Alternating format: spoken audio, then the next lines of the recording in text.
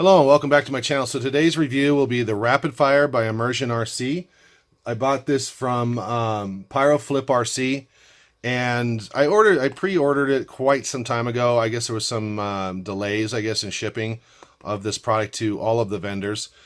So hopefully it was worth the wait. I know a lot of you are very curious about this module, very curious about the performance, and very curious if it's worth the price. So I'm going to do a proper review. I'm going to show you what's inside this box. I'm going to put it in the goggles and see how it performs. But first, what I'm going to do is something a little bit different. I'm going to do a shootout between these two modules. So this here is the RealAcc 5808 Pro, the USB version. It does have Achilles on here. I did a review on it back in December. I've had nothing but really good luck with this. There is a few things that I don't like about it, but I've had very, very good luck with it. The noise you hear in the background, I apologize, guys. I'm actually charging batteries to try to get this review done tonight, as much as I possibly can. Anyway, it's raining outside, so it's not really cooperating with me today. I'm going to run the same antennas. This is just, everybody knows what this antenna is. It's just your cheap AOA or Amway or whatever the heck they call them. And then this here, I don't use patches. I use this antenna here. This is from Circular Wireless. It's about 80 bucks. I've had it for about 3 years, and I've literally gotten out to about 2 miles on a racing drone with this thing, using a 200 milliwatt transmitter. This thing is absolutely amazing. And what's really amazing about it as well is you can pick up reception behind it. So you don't have to be directly pointed right at it. Of course, for long range, you have to, but when I'm in the parks and stuff like that, I know it kind of looks ridiculous. I look like it's got like a rhino horn on me, but I'm not out there to pick up women, so I don't really care how I look. I care about the performance of my FPV feed.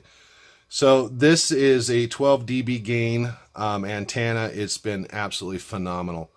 I can't really do any indoor performance. I have an indoor copter. I had an indoor copter, but unfortunately it took a really bad nosedive, so it's gone.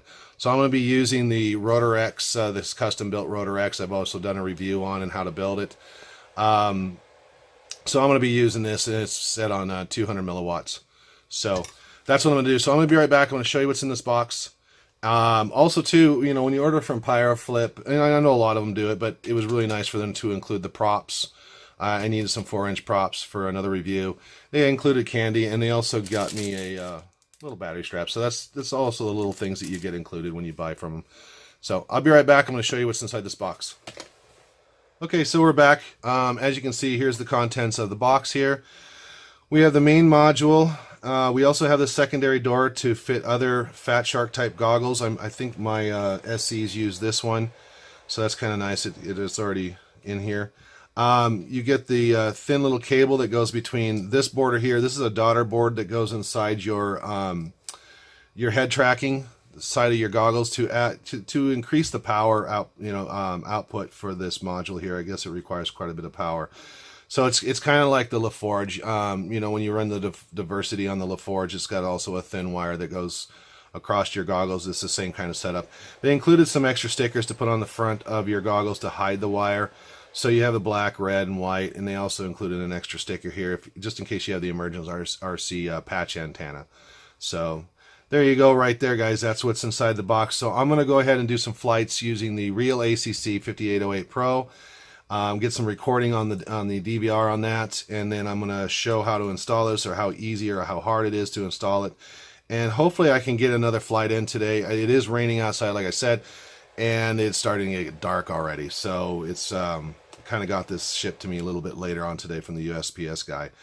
So anyway, hopefully everything goes well, and I'm going to try to stay consistent. So I'm going to be in stabilized mode, so don't judge that and say, oh my god, this guy can't fly, he's always in stabilized mode. What I want to do, or Horizon, one of the two, what I want to do is try to get some consistency of how I fly, not showing off any flying skills, but just the consistency of where I'm going between the two modules to help out with the shootout, so you get a more accurate picture whether or not this is worth a lot more money than a $50 module that I've had really good luck with. If it is even marginally better, I'm going to say it's worth it, because we rely on our FPV feed, and less interruptions is better. It's always better. So I'll be right back with that. Okay guys, so I'm installing the module here, and one thing is to note is to go ahead and just get the you probably have to go to the website. I tried scanning this, but it took me to a 404 page, so you'll just have to go and look at the manual. But it's kind of important because you would think that these pins, this cable here, the pins the shiny part on the cable, there's a black part and a shiny part, and you would think that the black part would be up and the shiny down, because that's typically how it's done in most applications. But on this, according to the manual, the shiny part where the cable is exposed goes up on both the module and the daughter board here that goes for the head tracking. So it's kind of an important note on that. It does come with there's a self adhesive so that it sticks onto your goggles here right across the front. Okay, so make sure to have the shiny side up on both the daughter board for the head tracking and also the module itself. And then when you're installing this, you have to pull this black parts right here, these black tabs. Okay, you pull them forward using your fingernails. Okay, one on both sides here, and then you insert the cable fully, and then you just push these forward to close them. Same thing on the module side as well. You got 2 pins in front, you got a bunch of pins in the back. Make sure that it's fully in, you're not missing, you're not on the one side of the connector or the other, you're fully because I've actually burned up FC stacks by misaligning the pins, which really sucks. So, and then line it up here with your cable, and you should have plenty of slack here on both sides. There's plenty of slack to put your door on, and then carefully put your door on, because you have this relief here that might pinch the cable. So kind of put it in here like this without pinching the cable or breaking the cable. Doesn't look too bad. I mean, really it doesn't actually. I like it a lot better than the stock label there that was kind of cracked up looking. So this goes all the way across here like this. Okay, so I'm going to plug this in. I decided to leave the antennas off for right now so I can show you the menu screen here. Okay, so this is your first screen. This is the main screen that comes up.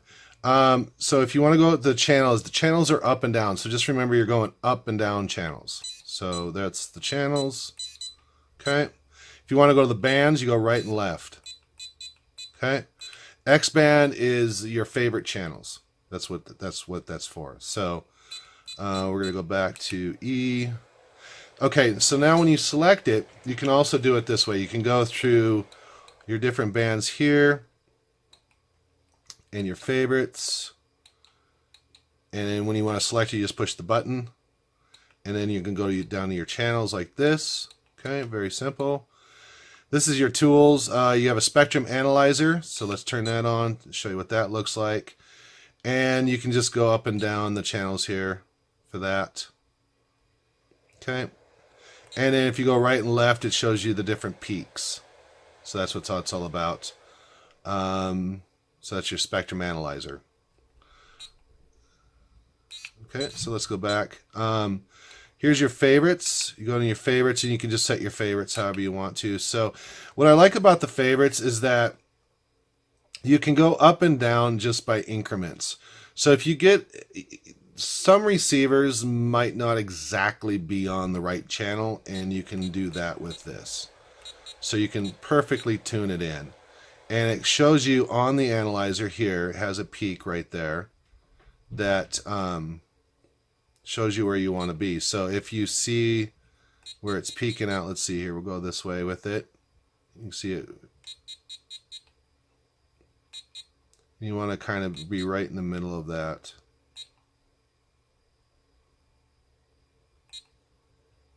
So actually 66 would work for that. And then you just tap it once and there you go. It selects 5666. And now you notice here that 5666 is now in your favorites. So your favorites are set like that. Same thing with all the rest of them. So if you have a lot of quads, guys, honestly, I have like 9 quads. I'm just setting them all to one channel because it's ridiculous. Which also brings up another subject on this here. Okay. This does not have it does not have a scanner, which I found to be unusual. Because the RealAcc has a scanner using the Achilles firmware. LaForge has it. It also doesn't have a spectator mode, which I thought was really lame. They all have that. So I don't know. Well, all these high-end modules have it. I just think that's kind of lame. So they might want to rethink their firmware here. I also just, now we're back to the main screen. I just want to talk about this. Taking your goggles on and off. Make sure not to tap this thing. This thing is really super sensitive. So just make sure to keep your fingers away from it, especially when you're flying. I accidentally, I already been out flying once and I accidentally hit that. So that's what I want to bring up. Calibration. So calibration, you take the antennas off. You set your quadcopter. There's a channel in the manual that tells you it's close to 5800. You click it on once, and then with your quadcopter off, and then you have to turn the quadcopter on and click it again for the second step. So that's the calibration. Let's see here. So you have RapidFire and Legacy. What does that mean? Well, I guess some cameras don't like the RapidFire. You'll end up getting like blackouts or something on the screen, I guess. So you can choose Legacy if RapidFire is not working properly with your camera setup on some older cameras. Your antenna, you got both lower and upper. I think that's more of like a power saving thing if you're doing long range. Because if you're doing long range, you're not going to need your omnidirectional antenna. You're going to need your directional antenna for that. So you can turn off one of the receivers for power, which is kind of nice, I guess. Your RSSI. So let me talk about this. So you have RSSI that actually shows up in your screen. So when you're flying, you got these two thin bars that sit up on the top of your screen, and they kind of flicker back and forth when it's choosing the different receivers. I find that to be distracting. So it's cool that it's there. I'm going to leave it on just to show you, through the DVR feed what it looks like. But you can turn it on lock, or you can just turn it off completely. And then your status, which just gives you the firmware update. It also gives you the hardware revision number, and also your power. This does have a power alarm to it, which is pretty damn loud. I had a semi-dead battery, and it went off. And I got to be honest with you, I do like that. I mean, it really went off, where it's like there's no doubt, where it's coming from. So that was kind of nice, because I didn't know that my battery was dying. I was too busy concentrating on this review, and all of a sudden the alarm went off. So I was like, oh, okay, cool. So overall, the firmware, my impressions of this firmware is it's lacking features that the other modules have.